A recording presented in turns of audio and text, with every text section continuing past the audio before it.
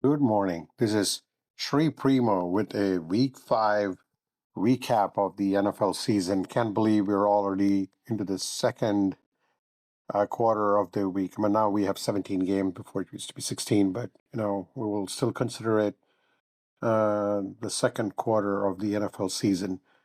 Um, the storylines that we had were a lot of great upsets, comebacks. No more unbeaten teams left. And the 1972 Dolphins will continue to toast, and some fumbles and things that went wrong for some teams that had chances to win. So we'll get to that.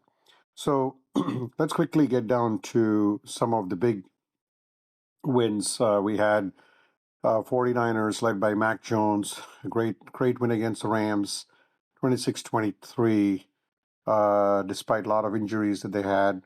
A revival of sorts for Mac Jones. But there's also other teams that had quarterbacks who played in other areas, like Baker Mayfield played for Cleveland, went on to be a backup for Matthew Stafford for half a season in LA, went to Tampa following after Tom Brady, and you can see how Tampa has not lost a beat. They are the comeback, I would say the cardiac comeback kids. They gutted out another win on the road in Seattle. Baker Mayfield was just phenomenal, it's flawless. In the other ones, you had the uh, the the Broncos going on the road and handing Eagles their first loss of the season. So that left one undefeated team out, and the other one came to my Patriots, who were able to go into Orchard Park and defeat the Buffalo Bills.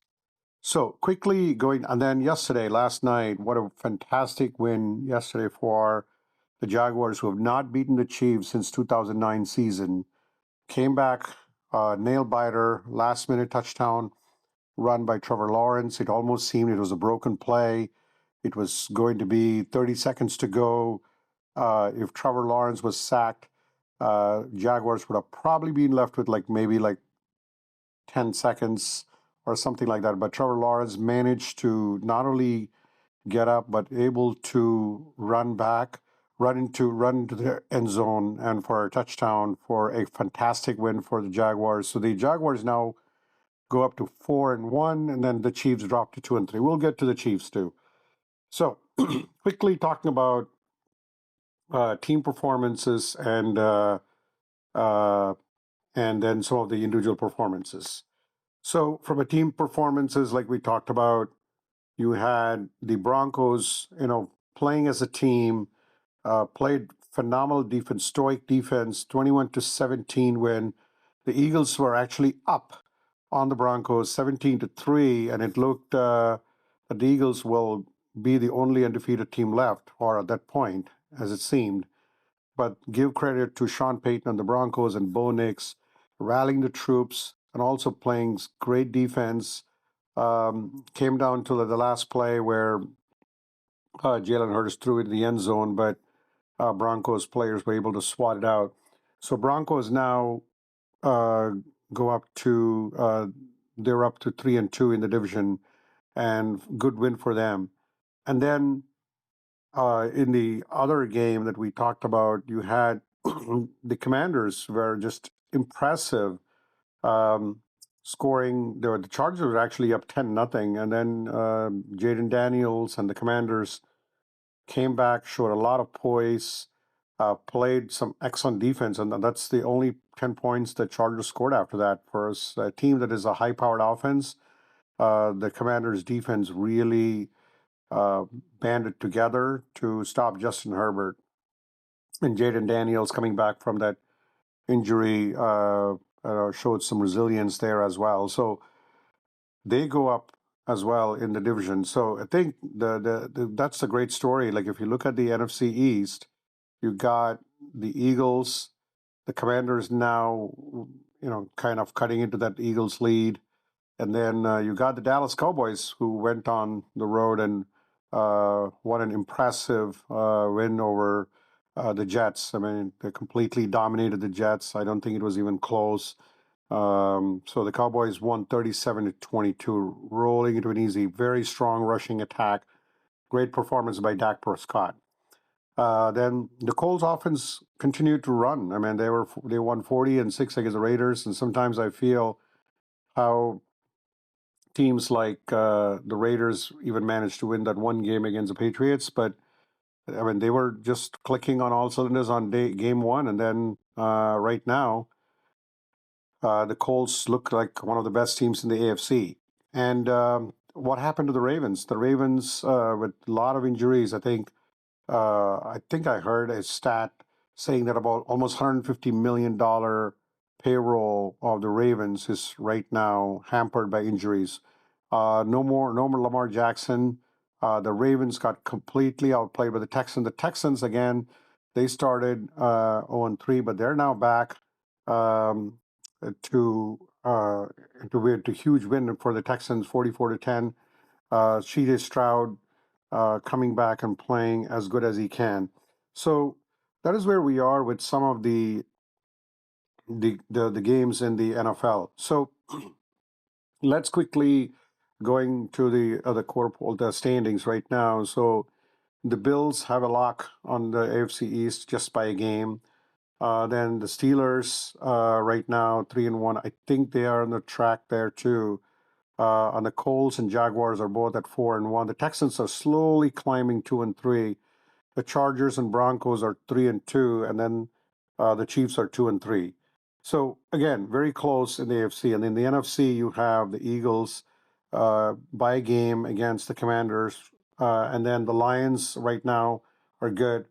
Well, the Packers and Bears, I mean, they have had an early break already, so um, they're 2-1 and then 2-2. So that's the only division I think in the NFL, and somebody can correct me if I'm wrong, that has every team 500 and above. And then the NFC South looks like Buccaneers are going to romp away with that division as usual. And then in the NFC East, great battle. You had 49ers at 4-1, led by Mac Jones, who's having a revival in San Francisco. And then the Seahawks dropped one to Baker, and the Rams dropped one to 49ers. So they're a very close division race there. And then the Cardinals should have been 3-2. But as everyone saw, this is the second time this season where a player running through the plane drops the ball off and resulting in a touchback. The Cardinals were about to blow the Tennessee Titans out of the building, but somehow ended up losing that game. So the Tennessee Titans come up with their first win of the season. So quickly going down to some of the individual performances. Baker Mayfield, what can you say about him? He won against Seattle with Tampa, flawless.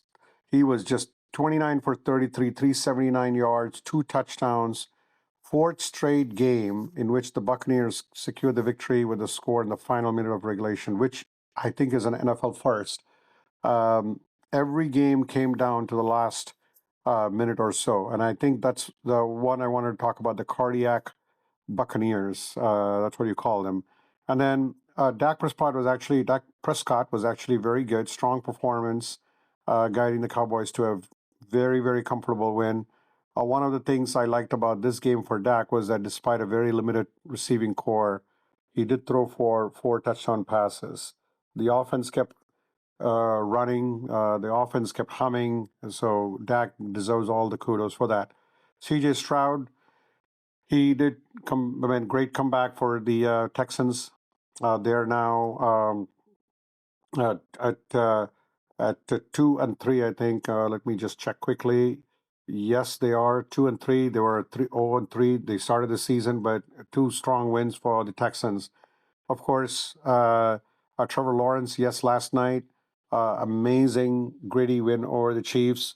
It looked like the game. The Chiefs go up. The Jags started very poorly in their last drive with a minute 54 to go. but Trevor drops a bucket. And then another great pass, and then came down to a pass interference in the end zone. And at the first and goal, Trevor Lawrence stumbles, and then gritty 1 yard. I mean, it looked like he ran 10 yards for that 1 yard to get into the end zone with 23 seconds left on the clock. And then, of course, finally, Drake May. What an amazing performance by him. Really excited about the Drake May era in New England. Yeah, upset of the week, I would call it, helping the Patriots take down the undefeated Bills. So May not only excelled in the second half, he was 13 for 14 for 184 yards. No touchdowns, but no picks as well. And Ramondre Stevenson, after an initial fumble, had 2 running touchdowns. And May's final drive led to a field goal, and the Patriots kicked the field goal with seconds left on the clock. So, in the offensive side, Jonathan Taylor, what a wonderful performance by him. He's been an absolute beast for Indy, scoring 3 rushing touchdowns where the Colts blow out the Raiders. He's right now going to be the Offensive Player of the Year campaign, too. I think he's leading also the league in rushing scores. And then Emeka Egbuka from Ohio State. What an amazing performance. He's already having a breakout season. He torched the Seahawks for 7 catches for 163 yards, including a touchdown. He now has 5 touchdowns in the first 5 career games.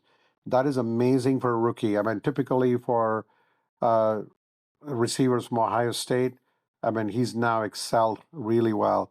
And then the uh, Rico Dowdle from Panthers, great performance, 200 yards, over 200 yards to power Carolina over the Dolphins. And then Stephon Diggs, what can you say about him? Really led the Patriots. He was the cheerleader throughout the game. I put out a performance, 10 passes for 146 yards.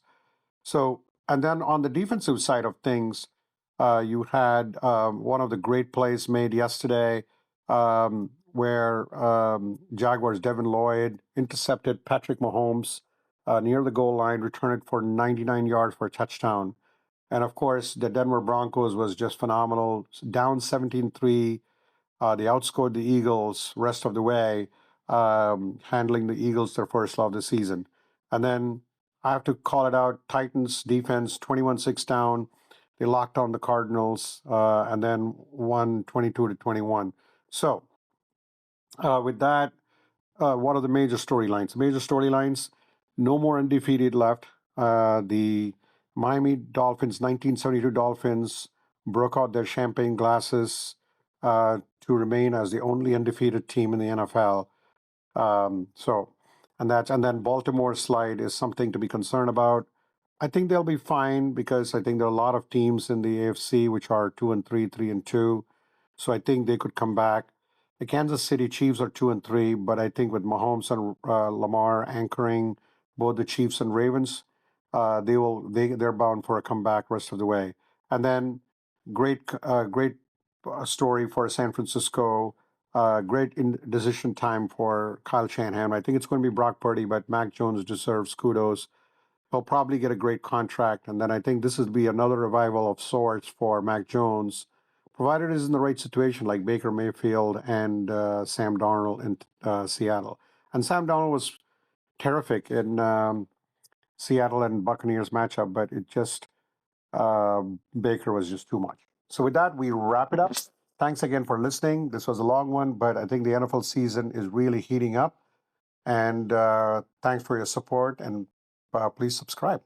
Have a good rest of the day.